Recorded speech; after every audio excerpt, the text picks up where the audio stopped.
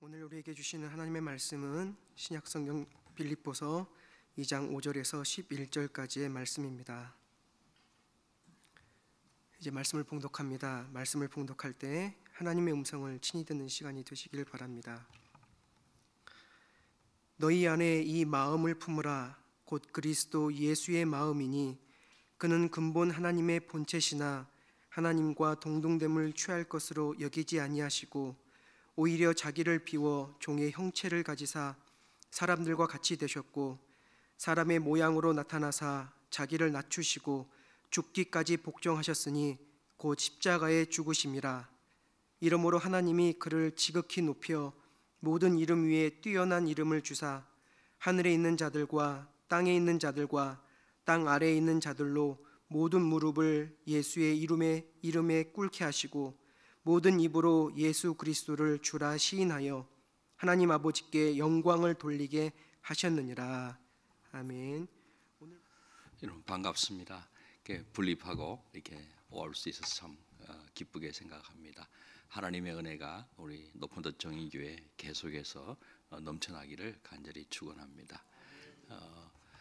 빌립보 교회는 이 사도 바울이 그의 선교 여정 가운데서 특별히 좀 애정을 갖고 있는 교회가 됩니다.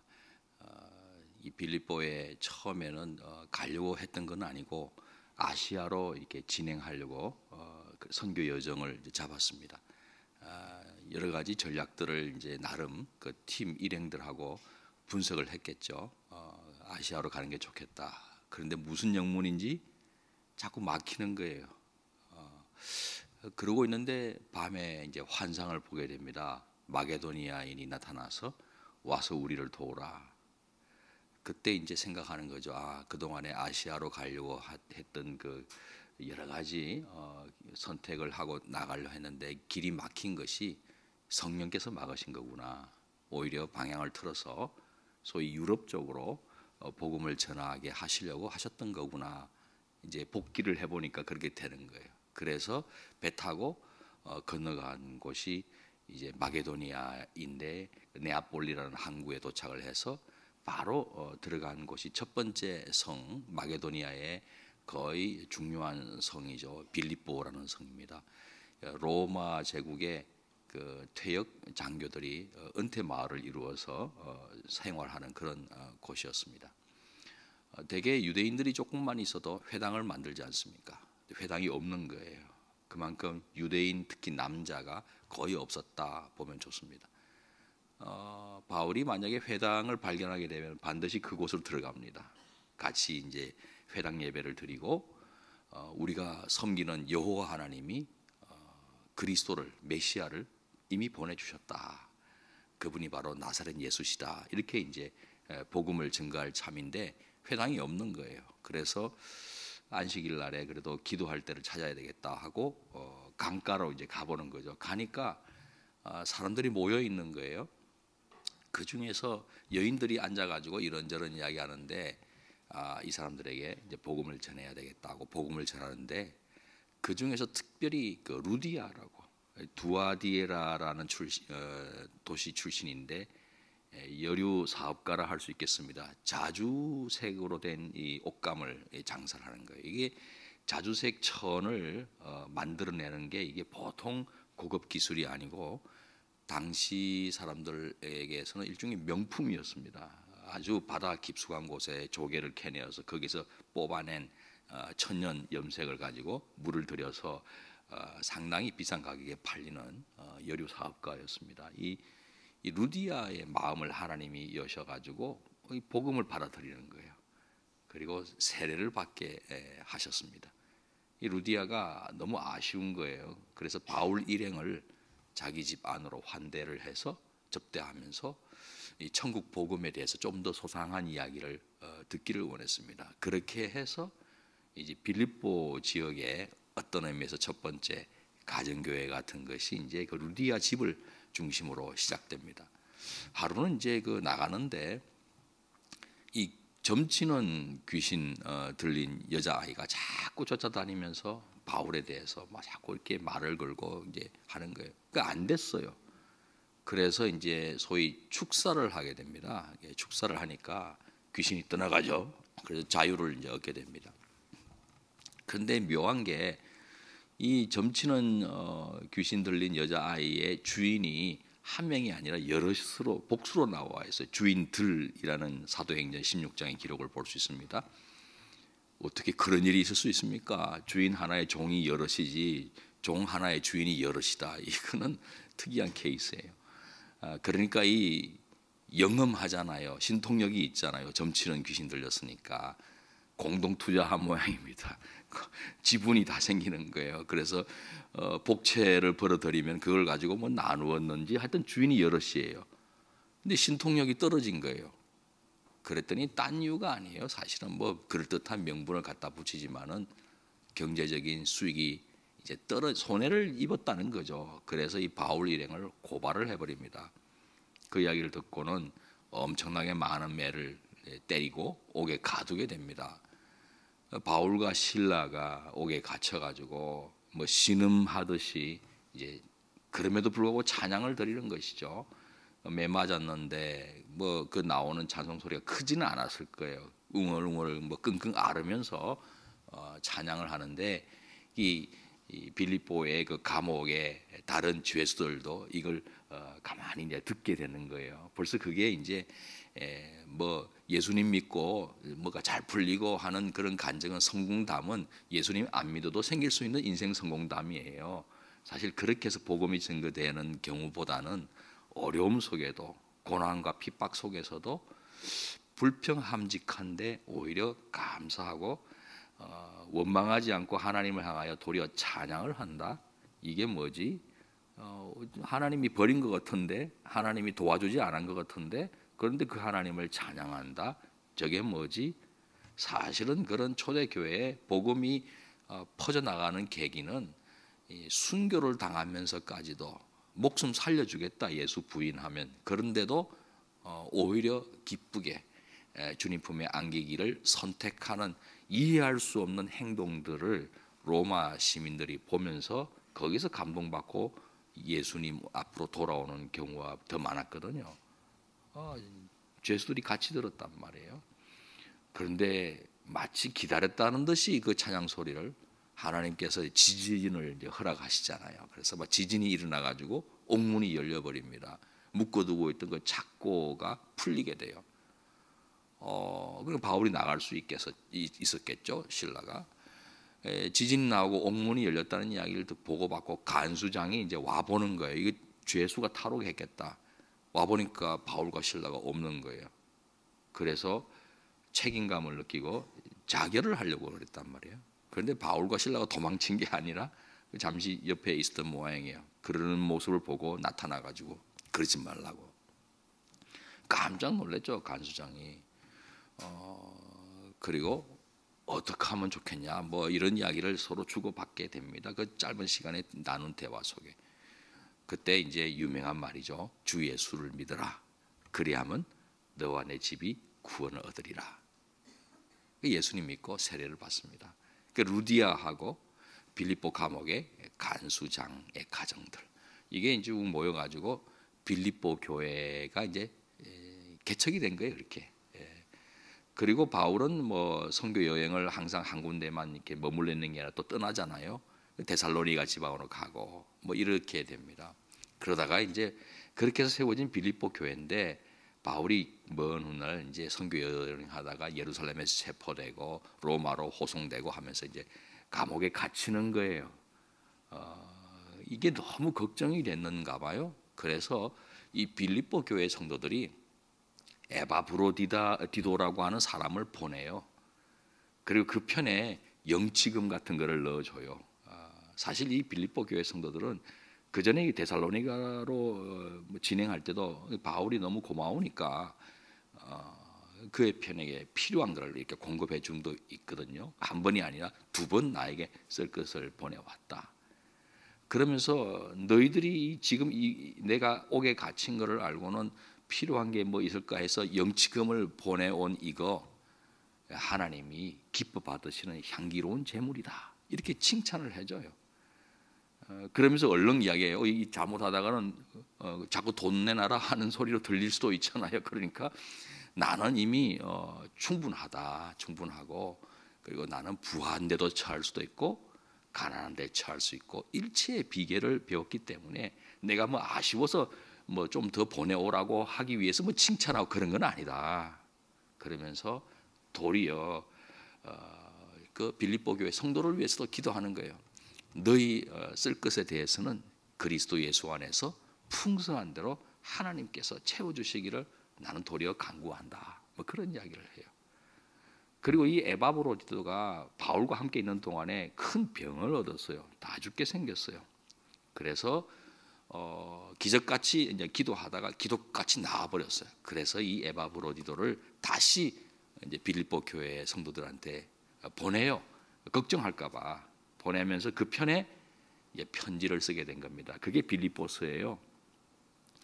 그 이제 에바브로디도를 통해서 이제 처음부터 영지금도 보내왔지. 걱정을 많이들 했거든요. 옥에 갇혔으니 어떡하시나.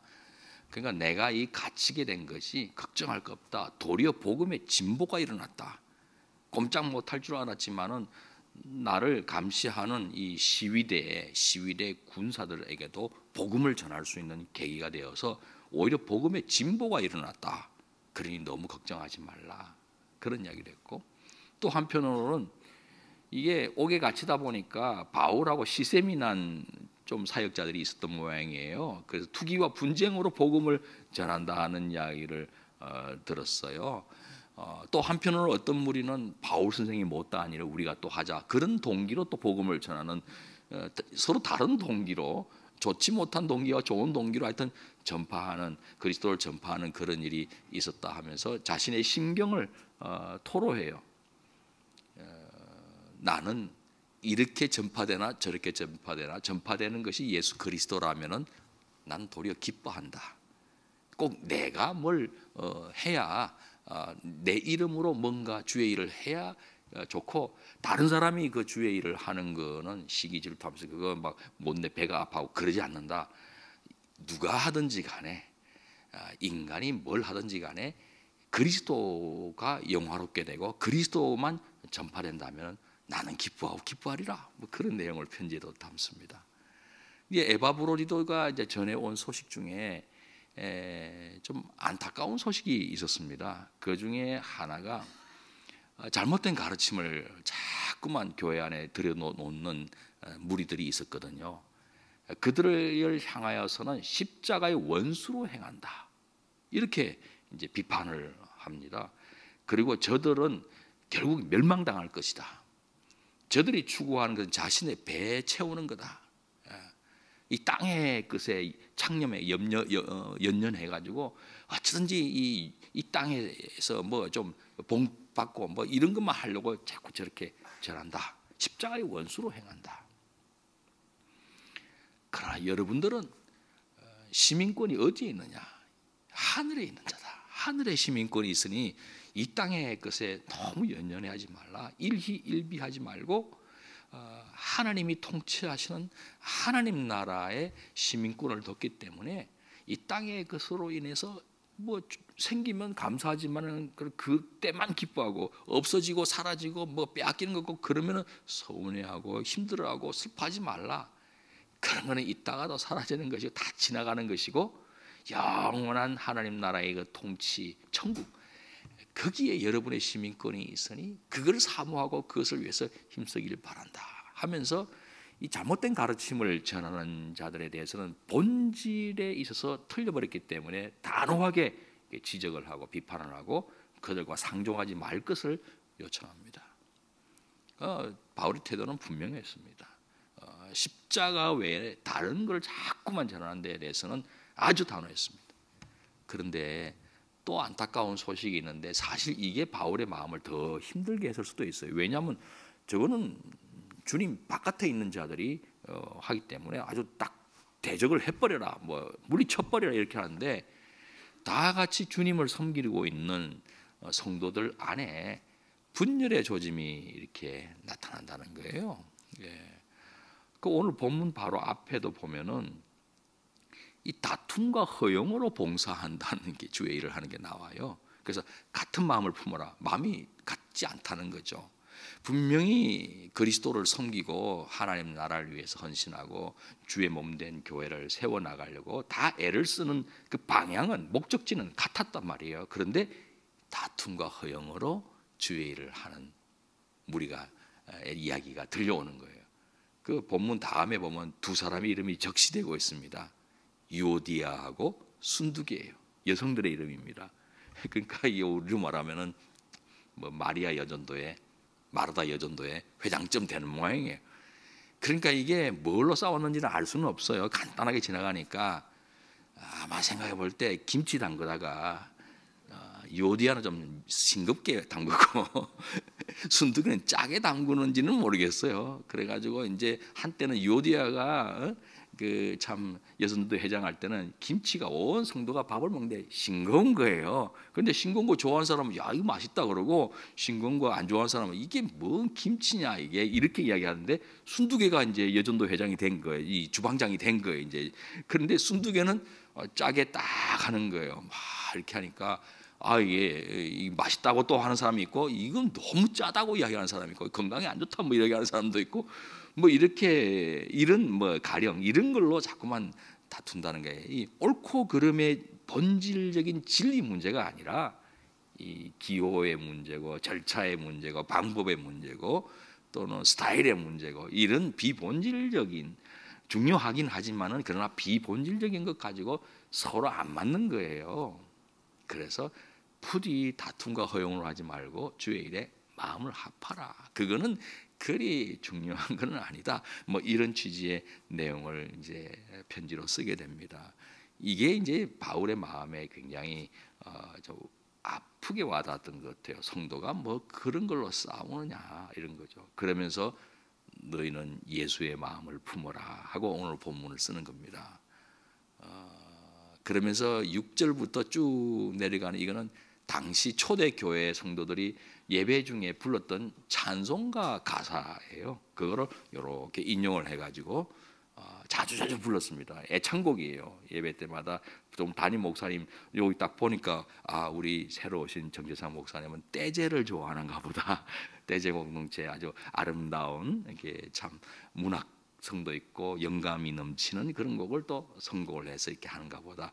예배 마치고도 설교 마치고 내려가지 마시고 같이 부르십시오. 이렇게 내려가다 또 축도하러 올라오면 어려우니까 이렇게 하면서 떼제 공동체 곡을 이야기하는데, 저도 한때 떼제 공동체 곡을 참 좋아했습니다. 그러니까 이 애창곡이에요. 리더십에 따라서 좋아하는 곡, 자주 부르는 곡이 있단 말이에요. 근데 그걸 부를 때마다 성도들은 늘 생각했죠. 예수 그리스도가 어떤 분인가? 그분은 다름 아니라 자기를 비우신 분이라는 거예요. 케노시스. 이게 하나님과 같은 하나님이시잖아요. 성부, 성자, 성령 동등하신 하나님이지만은 그 하늘나라에서 아무 흠없는 영광의 자리를 비워내고 이 땅에 인간이 되어 오셨다. 성육신 하셨다. 그리고 자신의 뜻을 주장하고 자기를 주장하는 그런 삶이 아니라 전적으로 성부 하나님께 복종한 삶을 사셨다. 뭘 이야기할 때도 내가 자의로 말하는 게 아니라 듣는 대로 말한다. 누구로부터? 성부 하나님으로부터 듣는 대로 말하고, 내 뜻대로 마옵시고 아버지 뜻대로 하옵소서라고 공생애를 쭉 사셨거든요. 그리고 그 클라이막스가 십자가인데, 내 뜻대로 하면 고난의 잠 피하고 싶지만 아버지 뜻은 온 인류를 위한 희생의 제물로 바쳐지기를 원한다는 것을 다시 한 번 더 확집하게 되니까 그대로 분연이 일어나서 십자가를 지기 위해서 나서셨잖아요. 그래서 그것을 초대교회에서 노래로 부른 거예요. 복종을 하되 죽기까지 복종하셨다. 이게 이제 예수 그리스도 성자 하나님 예찬곡이에요. 이 마음을 품으면은 너희가 싸울 것이 없어진다. 이제 그 이야기예요. 왜 싸웁니까? 내 생각, 내 방법, 이게 진리라고 생각하는 거거든요. 또 그리스도인들이 싸울 때는 또 말도 잘해요. 성경을 딱 딱딱 인용해내면서 이게 하나님 뜻이다 이렇게. 그러니까 하나님 뜻을 가지고 서로 싸우다 보니까 우리로 말하면 높은 뜻끼리 충돌하는 거예요. 높은 뜻끼리 충돌하니까 반대를 주장하는 사람은 이게 뭐예요? 하나님과 원수라고 여길 수밖에 없잖아요, 서로. 그리고 이제 내뱉어 버리고 나면은 자존심 싸움이에요. 물러설 수가 없어요. 그럼 내가 사탄이 되는데. 그러니까 끝까지 싸우는 거예요. 지금도 얼마나 많은 대형 교회들 안에서도 화합이 되지 않고 계속 싸우는 거예요. 처음에 발단이 뭐였겠습니까? 그러나 싸움의 발전 과정에서는 절대 뭐 기호 차이로 싸운다 이거 아닙니다. 상대가 막이라는 거예요. 상대가 잘못 비질리고 상대가 십자가의 원수로 행한다라고 이제 말들이 거칠어지기 시작하는 거예요. 물러서지 않으니까. 처음 싸움의 시발은 전혀 다른데 나중에 보면 도중에서 주고받았던 말 그 꼬투리 잡고 싸움의 본질은 어디를 가고 상대가 하는 말 한마디 한마디가 저거 봐라 저게 그리스도인이냐 저게 진리를 추구하는 작자냐 저거 사탄이나 다름없지 않느냐 사탄의 사주를 받았다 서로 막말을 해야 되니까 이제는 화합이 안 되는 거예요. 그게 자기 주장 의지죠. 사실은 하나님의 뜻과 상관이 없는 자기가 해석한 자기가 만들어낸 자기가 그려놓은 하나님 이야기를 계속 내뱉는 거예요. 허상일 수 있거든요. 허상의 하나님을 가지고 그게 실상의 하나님인 것처럼 주장하다 보니까 다투는 겁니다. 그런데 바울이 이 마음을 품어라. 그리스도 예수의 마음이다. 당신도 성자 하나님인데 자기 주장하면 좋죠. 할 수 있죠. 난 내 생각에는 이건데 하고 선택할 수 있는데 그리 살지를 않으셨어요. 육신을 입고 이 땅에 오신 다음에 온 인류 앞에서 보란듯이 참 사람의 모습은 이런 모습이다 하는 걸 보였어요. 왜? 첫 번째 사람 아담, 하와와 아담은 자기들이 하나님처럼 되려고 했잖아요. 선악을 분별하는 일에 마귀의 꼬드김을 받은 거예요. 하나님이 너희들이 선악을 아는 일에 자기처럼 되는 거 싫어해가지고 그거 못 먹게 만드는 거 아니야. 그러고 딱 보니까 이게 먹기도 좋아 보이고 탐스럽고 말이죠. 보암직도 하고 먹음직도 하고 지혜롭게 할 만큼 탐스러우니까 마귀 말이 맞는 것 같아요. 그래 홀랑 먹어버렸잖아요. 그러니까 하나님처럼 되고자 하는 동기가 원죄 속에 작동하고 있는 거예요. 교만이에요.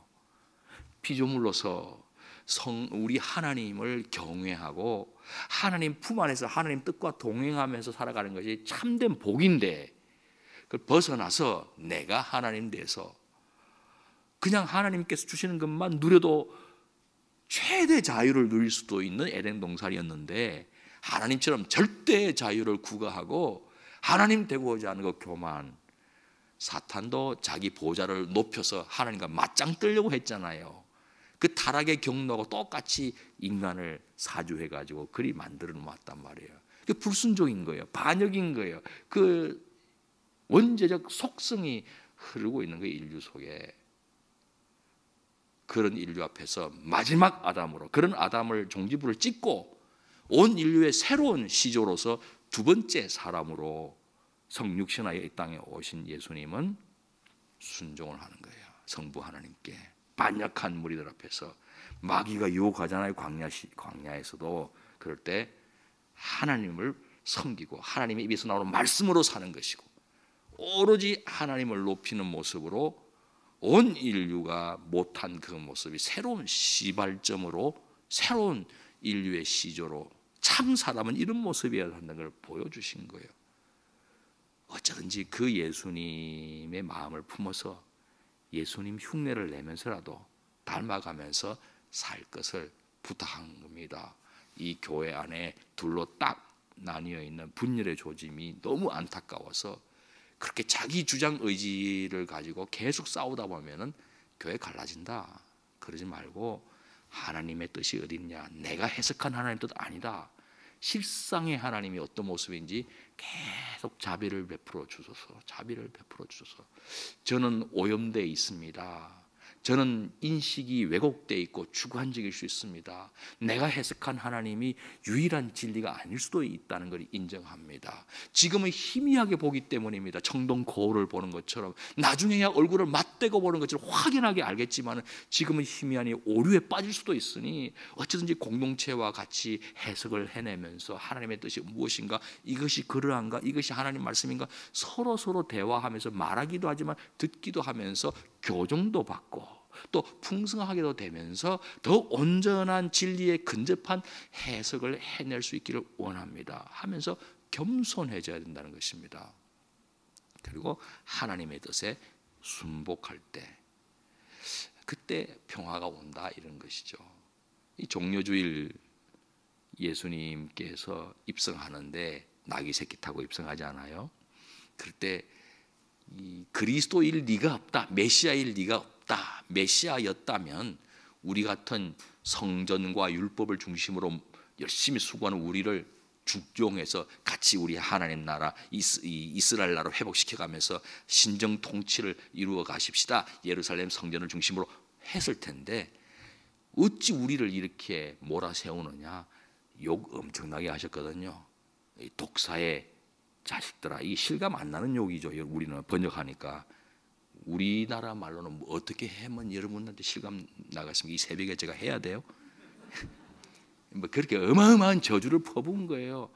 어려운 서민들, 일용할 양식이 없는 서민들에게는 먹을 거 걱정하지 마라, 하늘 아버지가 다 필요한 거 아시니까 그런 걸로 연연하고 막 걱정하고 염려하지 말고 너희는 차라리 하나님의 나라와 의를 구해라 하면서 실제로 먹을 것도 500여의 기적을 통해서 공급도 해주시고 그러잖아요. 그리고 세리와 죄인같이 천대받는 사람들도 다 품에 안으면서 같이 식사하고, 오죽 했으면 금식도 안 하면서 먹기를 탐하는 자로 별명이 붙을 정도였겠습니까? 삭개오 집에도 들어가고 말이야, 다들 물리치고 제자 가운데도 마태도 있고 막 다 품어드린 거예요. 다 품어드린 거예요. 그런 예수님, 하나님 앞에서 참된 메시아가 뭔지를 자꾸 보여주신 거고, 하나님 나라, 천국 비유를 통해서 하나님 나라가 어떤 곳인가 자꾸 보여주시는데 이 종교 지도자들은 인정하지 않은 거예요. 그래서 잡아 죽이려고 그랬잖아요. 성전도 우습게 하는 것 같아요. 이 성전을 허물라 사흘 만에 일으키리라 오해를 해가지고, 예루살렘 성전 가리킨 게 아니라 당신 자신을 가리켜서 한 말인데도 불구하고, 죽다가 사흘 만에 부활한다는 걸 시사하는 말씀임에도 불구하고 오해를 해가지고 성전 모독죄, 더 이상 무슨 거리를 찾을 거냐, 이만하면 충분하다. 성전 모독죄는 신성 모독죄니까 로마 제국 없었다면 석살형에 해당되는 거예요. 돌로 쳐 죽이는 거예요. 그런데 그럴 수 없으니까 빌라도 법정으로 던져버린 거잖아요. 그리고는 십자가에 못 박아라고, 사형 최대 극악한 사형 처형 방식 아닙니까? 그렇게 막 사주를 하고 그랬던 무리가 있는 반면에 호산나 호산나 환영하는 무리가 또 있었단 말이에요. 어찌된 영문인지 예수님이 그 찬송 소리를 받으셨어요. 지금 우리를 구원하소서, 다윗의 자손으로 오시는 메시아를 인정하는 겁니다. 나귀 새끼 타고, 이게 굉장히 모양 빠진 모습이에요. 나귀 새끼니까 키가, 예수님이 발을 걸쳐가지고 그냥 이상하게 걸어가는 게 좀 위에서 폼나게 들어간 게 아니잖아요. 나귀 새끼니까 이렇게 들어간데, 그거를 예수님이 기획하셨거든요.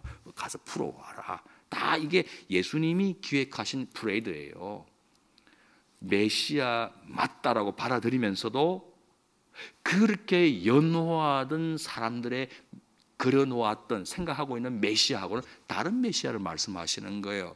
허상이었어요. 그것도 제자들도 마찬가지였어요. 온통 관심이 이스라엘 나라의 회복이었거든요. 근데 예수님은 하나님 나라예요. 온 인류가 하나님의 통치 속에 들어가서 실제로 그때 임하는 참 평화, 샬롬이 이 땅에 이루기를 간절히 원하였거든요.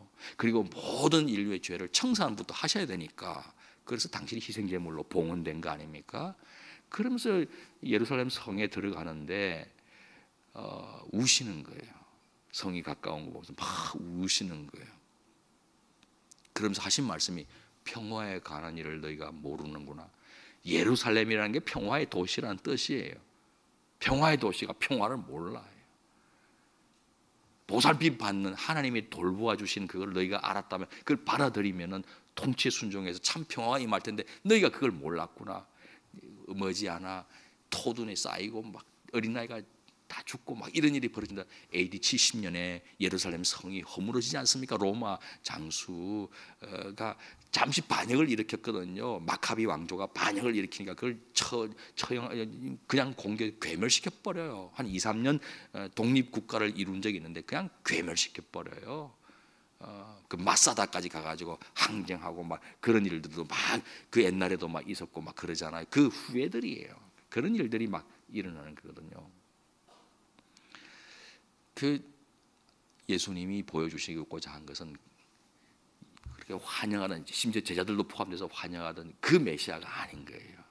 고난받는 종으로서 다른 사람을 원수까지도 사랑하면서 온 인류 앞에서 모든 죄를 다 쓸어안고 당신이 대신 심판받고 그 예수님을 받아들이면서 원수까지 용서, 이웃 사랑은 물론 원수까지 용서할 때 임하는 샬롬, 하나님의 나라, 그걸 전하러 오신 거예요. 그러니까 이 허상을 가지고 지금도 그리스도인들이 싸울 수 있거든요. 내가 생각하는 하나님의 뜻, 내가 생각하는 하나님의. 그런데 주님은 실상을 늘 찾아내라, 그렇게 말씀하시는 거거든요. 그러려면은 자기 생각으로 꽉 들어치는 이거를 비워내야 돼요. 힘을 가져서 뭔가 높아지려고 장악하려고 그걸로 휘둘러 버리는 그거 비워내야 돼요. 비워내고 예수님을 본받은, 그래서 전적으로 하나님의 뜻에 순복하고 하나님의 뜻에 조율된 생각으로 채워나가야 되는 겁니다. 그래서 비워내고 하나님 뜻에 순복하면은 하나님이 무슨 일을 해주시느냐? 지극히 뛰어난 이름 위에 뛰어난 이름을 허락해 주세요. 내가 높여가는 게 아니라 하나님이 높여주시는 거예요. 모든 무릎이 그 이름 앞에 무릎을 꿇게 하시는 거죠. 그러면서 서로 하나님 뜻 앞에서 하나가 되어서 사랑하는 그런 거죠. 여러분, 우리가 목적지가 같기 때문에 하나님이 주인이 되신다 하는 높은 뜻 정신 제대로 목적지 잡았잖아요. 그렇다면은 방법이나 스타일이나 무슨 절차나 이 차이가 있다 할지라도 적어도 같은 방향으로 가고 있다라는 것에 대한 기본적인 신뢰가 있다면은 같은 방향으로 차를 몰기 때문에요, 정면 충돌은 아니에요. 그런 자들에 대해서는 분명히 바울이 십자가의 원수로 행한다 하면서 단호하지만은 적어도 같은 저 목적지를 향해서 가고 있다는 신뢰가 우리에게 있다면은 조금 달라도 그거는 마치 운전하다가 옆구리 비비는 정도, 접촉사고 정도예요. 그렇지만은 가는 거죠. 하나님 감사합니다 하고 가는 거예요. 그래서 서로 사랑하는 거예요. 바울 자신도 그랬잖아요. 무엇이 되었든지 간에 예수님이 전파되면 나는 됐다. 나를 씨르라 해서 절호의 찬스다, 감옥에 갇혔으니까 우리 세상에 왔다고 증거하든, 바울 선생이 못다한 일을 우리라도 이어가십시다고 이런 동기로 증거하든, 전파되는 분이 예수님이라면 난 상관없다, 기뻐하고 기뻐하리라, 이런 마음처럼 너희들도 예수 그리스도 본받아서 예수님만 이름이 높여진다면은 감사하면서 서로 배려를 해라, 그런 말이에요. 남을 나보다 낫게 여기라. 이번 올림픽 해프닝 희한한 게임 하나 있었는데 두 사람 열심히 달려가 버리고 한 사람 뒤로 쳐져가지고 그냥 꼴찌 해버린 그 게임 기억나시죠? 이게 팀 퍼수트라고, 단체 추월. 그러니까 상대방이 선두가 우리 팀의 꼴찌를 추월하면 우린 져요. 그리고 다 같이 근데 국제적인 선수들이니까 그렇게까지는 안 되는데 마지막 선수가 들어오는 그 시각, 그걸로 그 팀의 점수가 매겨지는 게임이에요. 희한하죠? 1등이 빨리 들어 소용없어요. 꼴찌가 얼마만큼 들어왔냐, 이게 중요해요. 그리고 한 번씩은 다 1등을 해야 돼요. 한 번씩은 선두가 돼야 돼요. 마치 기러기처럼 선두로 나섰다가 뒤로 빠지고 하는 것처럼. 이게 얼마나 성경적 가치관이 있는 게임인지 알 수가 없어요. 그래서 우리 성도님 가운데서도 어떤 분이 감동을 엄청 받아가지고 열심히 그 일을 하거들랑 나는 감동이 없어요. 그러면 그걸 괜히 딴지나 걸고 뭐 그렇게 하느냐, 막지를 마세요. 그건 못 말려요.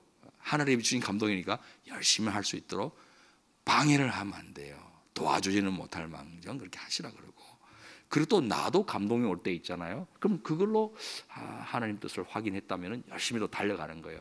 각양의 은사가 다양하게 구현되면서 전체 높은 뜻 정신에 부합되고 있는지를 잘 살피면서 한 방향으로 다 같이 기르기 편대를 이루어서 온 높은 뜻 교회 또는 높은 뜻 정의교회 성도가 쭉 가는 거예요. 앞서거니 뒤서거니 하면서 우리 서로 비교해서 네가 1등이니 내 2등이니 못 견디겠다 이게 아니에요. 우리 팀 전체가 가고 있는지 이게 중요한 거란 말이에요. 그리고 매일 꼴찌가 치러지지 않도록 가서 격려를 해주면서 천국에서 큰 자는 이와 같이 높은 자리 누가 올라가지 이게 아니라는 거 아닙니까? 좌우편에 앉혀달라는 제자들 앞에서 예수님이 천국에서 큰 자는 섬기는 자가 된다. 나중에 하나님 앞에 갈 때도 내가 이런 일을 했고 내가 이런 프로젝트의 열매를 거뒀고 이정만 원 이렇게 내가 이런 자였습니다. 이게 중요한 게 아니라 너를 통해서 누가 섬김 받아서 너보다도 더 잘 됐는지 얼마만큼 열심히 했나 그걸 가지고 기준 삼겠다는 거 아니에요. 내가 얼마만큼 신앙이 훌륭하고 내 자체가 얼마만큼 높은 지위에 올라가고 내가 얼마만큼 뭘 거머쥐었고 이게 아니라는 거예요. 내가 어디에 있든지 간에 그 자리에서 얼마만큼 많이 섬겼느냐. 그러니까 나보다도 저 사람이 얼마만큼 더 훌륭하게 주 안에서 잘 설 수 있도록 내가 도와줬느냐. 그거 보고 하나님이 천국에서 큰 자냐 작은 자 평가하겠다고 희한한 기준을 제시했잖아요. 여러분은 여러분을 통해서 얼마나 많은 성도님들이 얼마나 많이 성숙해졌는지 그거를 살펴보라는 거예요. 그거 안 살펴보면은요 예수님도 그래서 나도 많은 사람들의 대성물로 섬기기 위해서 왔다. 섬김받기 위해서 온 게 아니다. 예수님도 모본을 보여주신 거잖아요. 그 마음만 품고 있다면 한 공동체 안에 그렇게 분열하지 않습니다. 서로 의견 차이가 있어서 조금 대화하면서 토론도 되고 하지만은 기본 신뢰가 있기 때문에 이 사람 속에 하나님의 성령이 있고 적어도 우리 교회 비전인 높은 뜻 정신을 해서 가고 있는 게 신뢰가 된다면은 이거는 의견 차이일 뿐이고 방법의 차이일 뿐이고 다 예수님 사랑하고 교회를 사랑하고자 하는 말이다 하는 걸 신뢰해 주면서 서로 의견을 잘 조율해 가다 보면은 아름다운 하모니가 나오는 오케스트라 연주곡이 높은 뜻 정의교회를 통해서도 들려나게 될 줄 믿습니다. 많이 자기를 비우고 예수님으로 채워넣고 예수님 뜻에 조율되고 예수님 마음에 공명되어서 포도나무 대신 예수님께 딱 붙어있는 가지가 되어 아름다운 열매를 주렁주렁 맺어가시는 높은 뜻 정의교회 성도님 되시기를 주의 이름으로 축원합니다. 하나님 감사합니다. 자꾸만 뭐를 내 생각으로 채우려 하고 내가 해석한 하나님의 뜻이 유일한 하나님의 뜻인 양 주장하는 어리석음을 용서해 주옵시고 우리 모든 공동체가 함께 묵상하며 하나님의 뜻 앞에 가장 온 공동체가 동의할 수 있고 합의할 수 있는 아름다운 하나님의 뜻을 잘 찾아내서 그 뜻 앞에 순복해 가는 우리 모두 되게 도와 주옵소서. 하나님의 하늘나라 시민권을 가진 자로서 우리 서로를 존중하며 격려하며 편대를 이루어서 기러기처럼 저 목적지를 향해서 꾸준히 걸어나가고 날아가는 높은 뜻 정의교회 되게 도와 주옵소서. 예수님 이름으로 기도하옵나이다. 아멘.